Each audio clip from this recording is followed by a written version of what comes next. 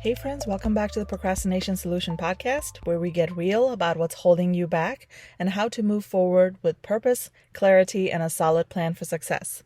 I am your host, Nilo Burke, and I help women just like yourself overcome procrastination for good and achieve your goals. And today I'm giving you 10 thoughts you must stop thinking if you're serious about leaving procrastination behind, so you can get to work on your most meaningful goals that are most meaningful to you. So here's something I just want to say. You don't just procrastinate because you are unmotivated. You procrastinate because of what you believe. And you believe what you believe because of the thoughts that you think, that you have been thinking. A belief is simply a thought that you have thought over and over year after year, right? This is important to address because we take actions based on our beliefs. And even if we're not really aware of some of our beliefs, we take actions from a deeper place. This is why we take time to contemplate and think about, why is it that we do what we do and where is that coming from, right? If we want to take action toward a new goal, our beliefs can either help us move forward and achieve those goals or act as a dam and hold us back. So that's why this topic is so interesting and one that I learned about for the first time ever when I was introduced to the world of coaching and mindset management around 2017, 2018. So that's what I want to share with you today. So first, let's briefly talk about why thoughts matter. So I'm just going to give you a few reasons that I have researched and looked up. Number one, thoughts shape our perception, and perception drives our behavior. Our brains interpret the world based on the thoughts that we think. So Aaron Beck, founder of cognitive behavioral therapy, CBT, demonstrated that our thoughts influence how we feel and how we behave. For example, if you constantly think, I'll never be good enough, or I'll never be good at something, you're more likely to avoid opportunities, to procrastinate, and self-sabotage, even if you have the skills to succeed, right? And I want to just insert something else here, that if you offer someone else negative thoughts like this, like you'll never be good enough, they too are more likely to adopt that thought, and after thinking it over and over, will come to believe that they aren't good enough and will likely avoid opportunities that come their way, more likely to procrastinate and more likely to sabotage their own success. Right? And one more thing I just want to insert here. If you think and believe negative thoughts about yourself or the world around you, you are more likely to offer those thoughts to others around you, especially those who may be younger than you or those who are under your leadership, right? So something to think about here. So number two, thoughts trigger our emotions. So according to the CBT model, it's not events themselves that cause emotions, it's our interpretation of those events. So two people can experience the same situation but feel completely different depending on the thoughts they attach to it. For instance, one person might think this project is exciting and feel super energized, while another person might think this is too much, right? This is too overwhelming. And so for everybody, the same situation will bring up different emotions for different people just because of the way that they think about that situation, right? Number three, thoughts create neural patterns. So neuroscience shows that repeated thoughts literally rewire the brain. This is called neuroplasticity. So Dr. Norman Doidge, I don't know if I'm saying that right, Doidge, and Dr. Joe Dispenza, who I love and I follow and I have all his books. So they explain that the more you think a thought, the stronger the neural network becomes. right? So over time, a thought becomes automatic, which is why it's so important to notice and interpret unhelpful ones early.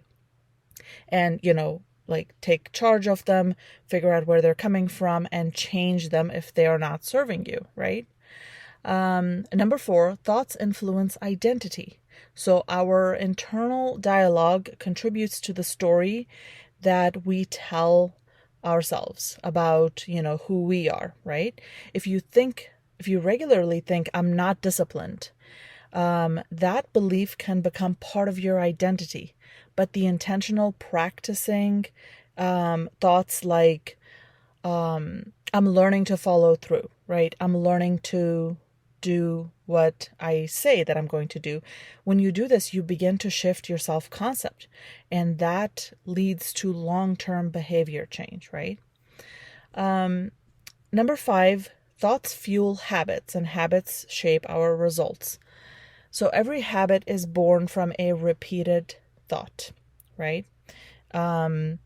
Productivity expert James Clear, I've talked about him here before. He's the author of Atomic Habits. He emphasizes that small thoughts and decisions compound over time. If you think it's okay to skip this thing just one time and then you act on it, you strengthen that habit, right? So you get good at what you think and follow through on. So if you're good at not doing what you say you're going to do, right?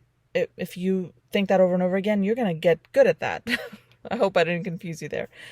Now, it's also true that when you shift to thinking, doing a little is better than, not doing it at all, and following through on that, you also build a more supportive habit loop, right? So it doesn't matter what you practice, you get good at that thing. If you practice avoiding something, you're going to get good at avoiding things. If you practice following through, even in small increments or small portions, you're going to get good at following through on that, right? Now, before I move on to the 10 thoughts that I am suggesting that you should stop thinking, I just want to say that the brain is a meaning-making machine, right? It wants to keep you safe, but not successful at your goals.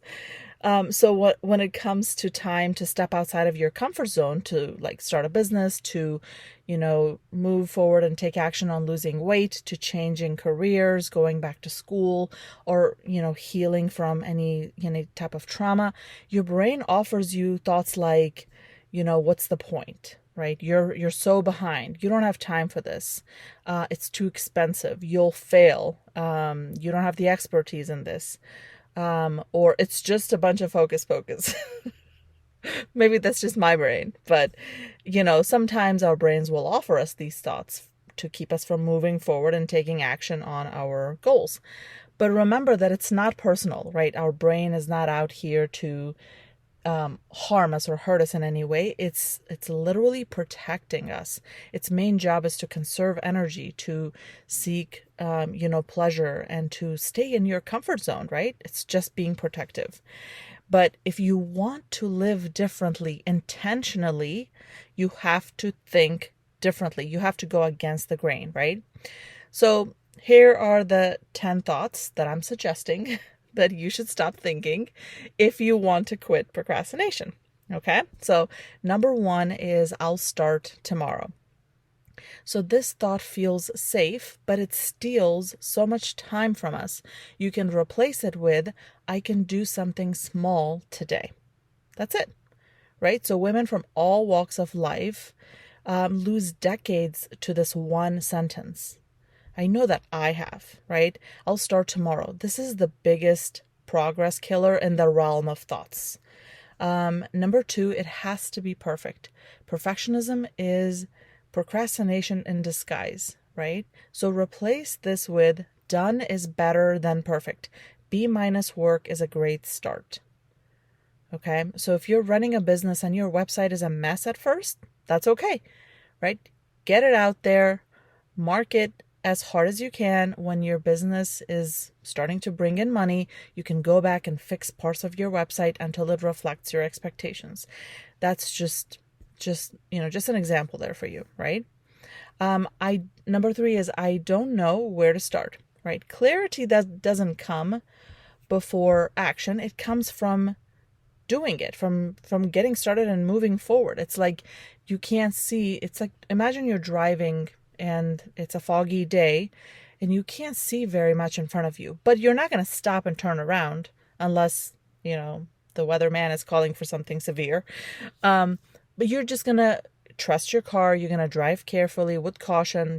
And you're just going to keep moving forward, right? So I don't know where to start.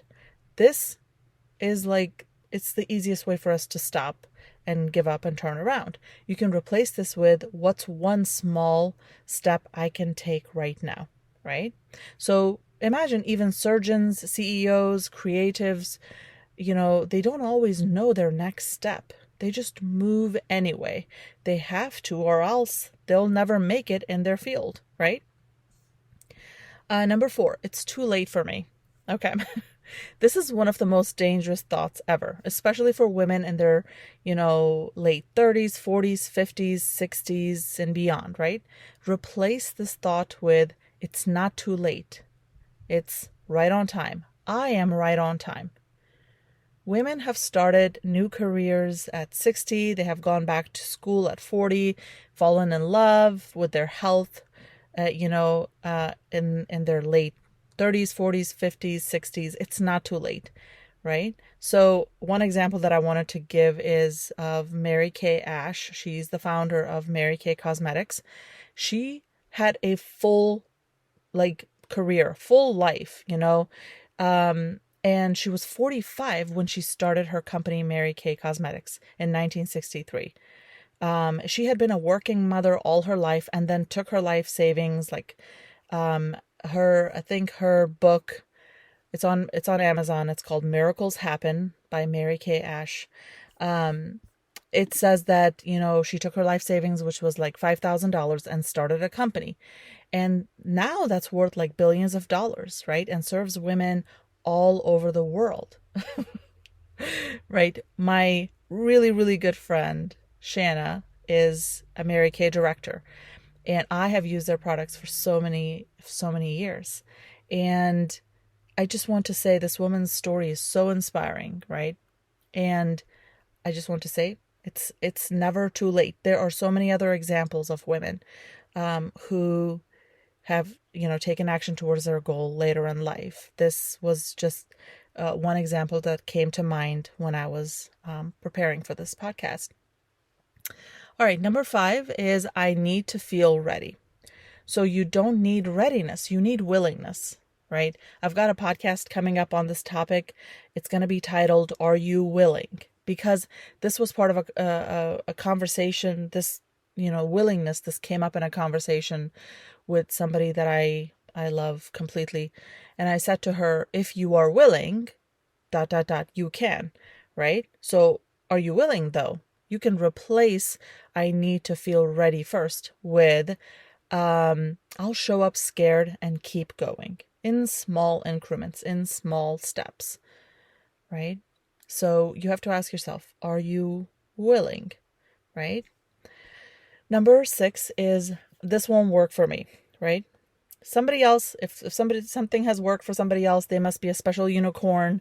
This will not work for me, right? That thought shuts the door before you even try. So replace it with, what if it does work for me? And then just see what comes up for you. Like what answer do you get from the deep, from deep inside you? Ask yourself, what if this does work for me? Write down what comes up for you, right? So this tiny shift opens your brain to new strategies, habits, coaches, people, resources, so many things that could work for you, but only if you believe that they might. So ask yourself, what if it does work for me, right? Making this work for you may not be even like in your in the realm of possibility for you right now in this moment. Because you've been thinking, this won't work for me, this won't work for me, and you haven't considered, what if it does? So if you try the opposite, you will get an answer. And if you are faced with some silence, that's okay. Go back and ask that question again. What is one way in which this thing will work for me, right? Especially if you are thinking about a goal that you have tried in the past and you haven't made it work for yourself. This time around, you can add this other question. What if this does work for me because I am willing, because I am willing to give it time, willing to give it resources, my energy. There's so much more that I can say here. Whatever it may be, ask yourself, if you are willing, what if this does work for me, right? Okay, number 7, other people are doing it better, right? Thinking that other people are unicorns. So we've heard this before. Comparison is a thief, but it's not just a thief of joy, but is also a thief of progress, right? So replace this with, their success shows me what's possible. Like, that's an awesome thing to think, right? Other people are doing it better. Okay, their success shows you what is possible for you. Just because they're doing it better, that doesn't mean you can't. If you've stopped doing something because you saw other women doing it better, quote unquote, you've got to replace this thought as soon as possible, right? When you shift this thought, you will see your progress add up a little bit at a time. And eventually you'll get the result that you wish to have in your life, in your business, in your personal health, whatever your goal may be. So replace that thought with, their success shows me what's possible, right? Number 8, I have to do it all at once. So trying to do it all leads to overwhelm. I mean, that's like number 1, right? This is why I say in my Momentum Monday episodes to break things down, start with 2 or 3 things, take 10 minutes, take 20 minutes to do something, and then, see if you can keep going afterwards or stop and come back. If you tell yourself you have to do it all at once, it will not be possible, right? For most goals, it will not be possible. It will lead to overwhelm, and then we stop. We stop trying, right? So replace that with, progress is made in small increments. Instead of thinking I have to do it all at once, think progress is made in small pieces and small increments. You don't build a home in one day, you build it brick by brick. That applies to writing a book, to losing weight, to organizing your home, or healing from trauma, right? So I just want to share here with you that ever since the beginning of May, I have lost 16.2 pounds. Just 1 to 2 pounds a week, or 1.5 pounds a week at a time. This is a huge progress for me. I haven't seen my current weight on the scale in like forever. And I can't even remember when, but I am so proud of myself for the progress that I'm making and the journey that I'm on with my health. And, let me tell you, this is not the first time I've tried to go on a weight loss journey. I've started and stopped so many times over and over again. But this time I'm doing it with the help of, mindset coaching, and it's making all the difference, right? I have a ton of, weight that I want to lose, and I can't think I have to do it all at once. That is simply not possible, right? Progress is made in small increments, and this is the best example that I can give you, right? All right, number 9 is, I should be further along by now, right? I should be ahead. I should be further along. This is shame disguised as ambition. Don't compare your current self with your past or somebody else out there. Your past did the best that she could. Your current self is now on the stage. You can now take the steps your past self couldn't or wouldn't take for reasons that no longer matter, right? Because we can't turn back time, and that's okay.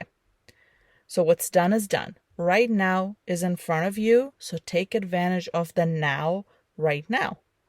So I should be further along. Replace that thought with I'm exactly where I need to be right now in this moment.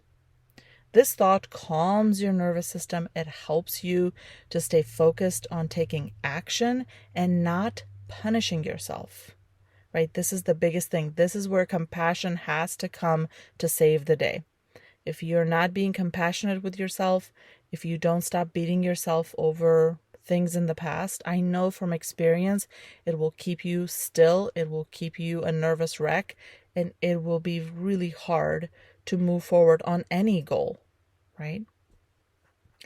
And then number 10, if I can't do it right, I shouldn't do it at all, right? This is black and white thinking, and it's so destructive. You may have even had someone else tell you this in the past, and you believed it, and you thought it over and over again, and then you came to believe it. This may have become your belief system, right? It's time to leave this thought in the past and replace it with, trying is winning.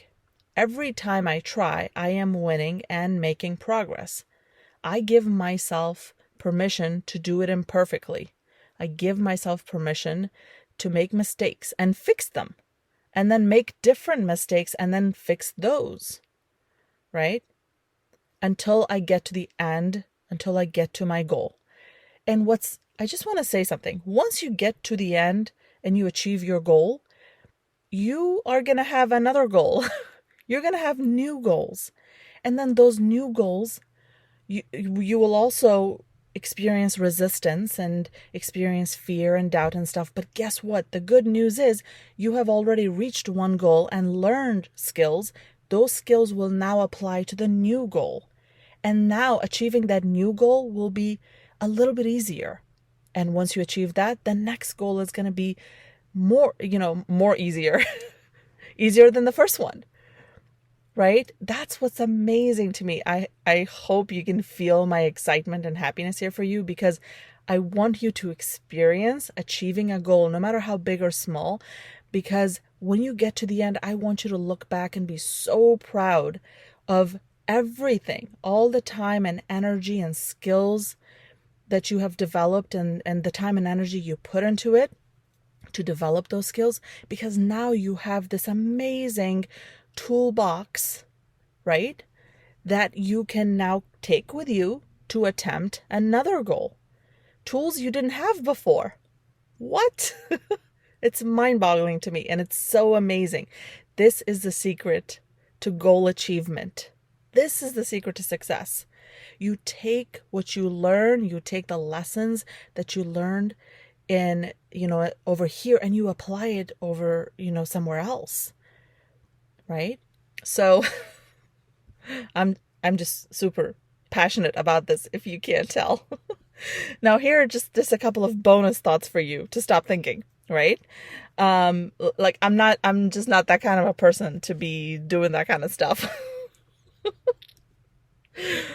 I don't even know what some people mean by that. But, if you, for example, let me just use my health journey right now. I am going to the gym, I am working out, and I never thought I would be the kind of person that would go into the section of the gym with all of the masculine energy predominantly and lift those weights and attempt those machines and stand there and look at the instructions of how do I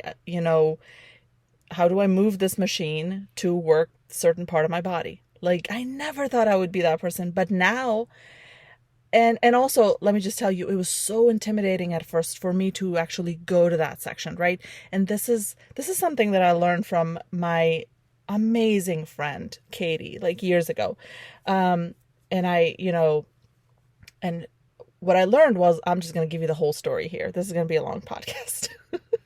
So I shared with her one day that on the first day of classes, because I'm a college instructor, on the first day of classes, I found that when I'm in the classroom before the students arrive, and then the students trickle in, right? I'm in there first, And then I'm setting, the PowerPoint and everything up, and then the students trickle in and I'm greeting them for the first day. And that's like a more comfortable energy for me versus if I, arrive into the classroom and like 10 or 15 students are already in there, and then I enter and start setting up and everything. So what I shared with her was, it makes me really nervous and anxious when I enter the classroom if somebody else is already there. And then I noticed that it happens also just during normal, semester time, like not necessarily at the very beginning of the semester, like, a few weeks or months into the semester. And I asked her, I was like, I wonder why this happens. And so what she explained to me was, what you're doing is you're entering their space. So when these students are already in the classroom, the 10 or 15 sitting down, and then you enter their space or you enter the room, you are entering their space. So then you are introducing yourself into their energy, or you're bringing in your energy into their space. And I'm probably getting some of this language wrong. I don't remember exactly what she said because this was many years ago. But when I am in the room first and they enter, then I am more calm because I have established a calm space, and now they're entering my space and I am greeting them one at a time and welcoming them into this calm space. And so that's why I'm not nervous when I am in the room first and then they trickle in one at a time, versus when I go in and they've already been sitting there for a few minutes, right? Now, I just want to, this is what I learned about the gym. When I go into that part of the gym and there's a bunch of guys and a few women working out, it makes me so nervous because I am entering their space. But what I learned was there's a bathroom in that corner of the gym. So what I learned was, if I go into that section and I go to the bathroom, I, fix my face, fix my hair, wash my hands, whatever, and then come back out and then go to one of the machines, I am much calmer. It's because I have already been in their space, sort of, and now I feel like I belong there. I don't know if this makes any sense, but it makes complete sense to me. So, but this used to be like months ago. Now I go in and I go directly to the machines where I want to work out. There is no hesitation. There is no like intimidation.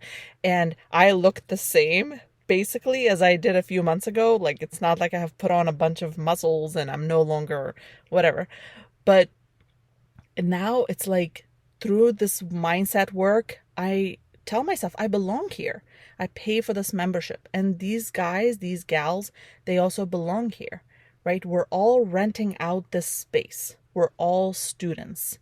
There's nobody above the other, right? Nobody's energy owns this space. Everybody's energy is welcome here. And so when I feel that way, because energy can be felt across, everybody, I like to think that when somebody else walks into that part of the gym, that my calm energy, right, my accepting energy, like everybody belongs here, this part of the gym belongs to everybody, is also welcoming that person coming into this space, right? So all of that from, I'm just not that kind of a person. All right, another bonus thought to stop thinking. No one will care if I do, right? Who cares if nobody will care what you do, right? That's actually good. People can mind their own business and you can mind your own business, right? Don't do something because somebody else will care. Do it because you care, right? Okay, I will quit eventually.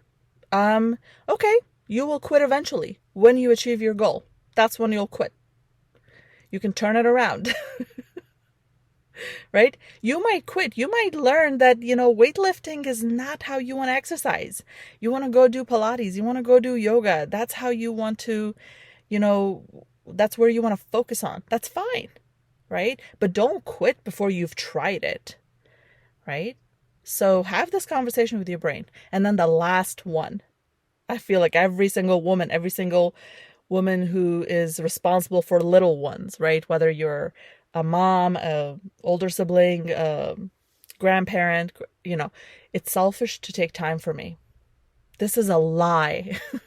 This is a lie. Okay, I want you to really stop thinking this, because if you are not taking care of yourself, nobody around you is being taken care of. Not that you should be taking care of other people like all the time. That's not your life's mission. But everybody around you feels that energy. They learn from you, right? Big or small, they learn from you. And it's selfish to take time for me. That is something that we have got to stop thinking as women. Okay. So each of these thoughts reinforce an identity that isn't you, right? It's just a habit. And that habit can change, right? Once you change your thoughts. So, whether you're trying to write a book, you're trying to lose 50 pounds, you're trying to start a business, leave a toxic job, or simply get out of survival mode, these thoughts come up across industries, across cultures, across personalities. And women who succeed, the woman who succeeds is the one who catches these thoughts one at a time and chooses something better. Okay? This isn't toxic positivity. This is neurological reconditioning.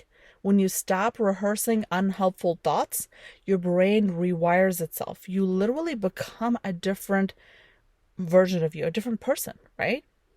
So as part of this podcast, I just want to give you a journal prompt. Take a piece of paper, take your notebook, pencil, write this down. Which one of these 10 thoughts do I think the most? Okay. And then write, what do I want to believe instead? And how can I practice that belief today? You can also ask yourself, what are other thoughts that you believe, that you have thought about over and over again in different areas of your life? Okay. And in closing, I just want to say that you are not behind. You are not lazy. Stop saying those things about yourself and to yourself. You have just been carrying thoughts that don't belong to the woman you are becoming. Okay? So today, drop one of these negative thoughts. Let it go and move forward. If you find any of the thoughts that I've given you and any of the ways that I've suggested you replace it, if you even find one of them helpful, I feel like I've done my job. I'm done. So, if you've loved this episode, I would love it if you can share it with a friend and leave a review. It helps other women find this show and break up with procrastination for good. Thank you so much for spending all this time with me. I hope you have a wonderful day, and I'll talk to you later. Bye.